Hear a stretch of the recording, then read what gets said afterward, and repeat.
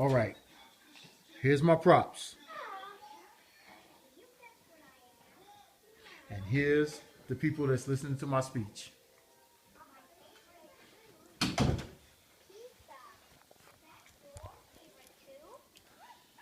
Hi, my name is Anthony Ankrum, and I want to inform you about drug addiction. The mind is like a balance beam until a slight touch of something toxic makes it unbalanced. Drug addictions affect an individual mentally, physically, and emotionally. Many people suffer from one form of drug addiction to another. Personally, I have lived the outcome of drug addiction in my past life. It is a problem for many individuals and the destruction of their lives mentally, physically, and emotionally. Drugs affect an individual mentally. The exciting discoveries began the spring of 1977. Tools have been discovered, tools that were enabling scientists to penetrate the very interior single nerve cells in the brain. Important discoveries were being made almost daily about inner workings of the brain. We know now that vital chemicals carry messages between brain cells. In essence, they allow brain cells to talk to one another. On a typical day, the brain trillions of messages are sent and received. The messages that are happy, upbeat messages are carried by the brain's happy. Messengers, technically known as biogenic and many endorphin system. Other messages are sober and quieting. They are carried by the brain's sad messages. Most nerve centers receive input from both types of messengers as long as the input is balanced. Everything runs along and even keen. And here's some of the messages that the brain sends in the neurotransmitters. To understand how a person feels pleasure and pain, we need to understand the way neurotransmitters work. When a person drinks a cup of coffee, ingests a sleeping pill, or does a drug like meth, that person's neurotransmitter levels can be affected. Neurotransmitters are essentially the brain's chemical messengers that work together to perform many different tasks. The neurotransmitter systems that we will be focusing on are dopamine, norepinephrine, and nephrine, and serotonin. These transmitters are all affected by meth and can suffer long-lasting damage even after just one trial with this dangerous drug. It changes thoughts and motives in response to the overwhelming surges in dopamine. The brain adjusts by decreasing the number of dopamine receptors available, the diminishing the function of the reward circuit. Drug addicts are compelled to abuse drugs to bring their dopamine function back up to normal, requiring even larger amounts to achieve the initial dopamine high, an effect known as tolerance. Conditioning is one example of this type of learning, whereby environmental cues such as certain people or places become associated with the drug experience and can trigger uncontrollable cravings if the individual is exposed to these cues, even without the drug itself being available.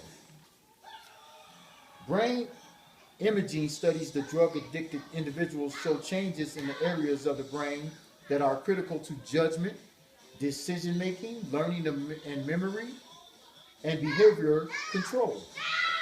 These changes are like what drive an abuser to seek out and take drugs compulsively despite adverse consequences. Motivations for the use of abusable drugs change as a person ages, takes on different social roles, experiences different degrees of involvement with drugs.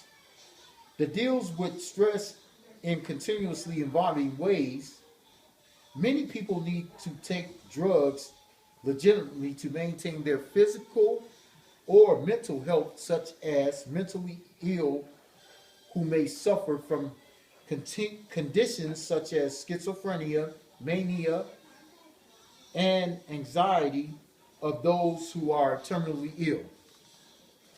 Constantly breaking the law, acting deceitful, such as trying, using false names or trying to con other people, failing to plan ahead, acting irritable or aggressive, and getting into physical fights, behaving recklessly or putting other people in danger, failing to hold a job, pay bills, or keep up with other responsibilities, lacking remorse for wrongdoing, including for hurting others.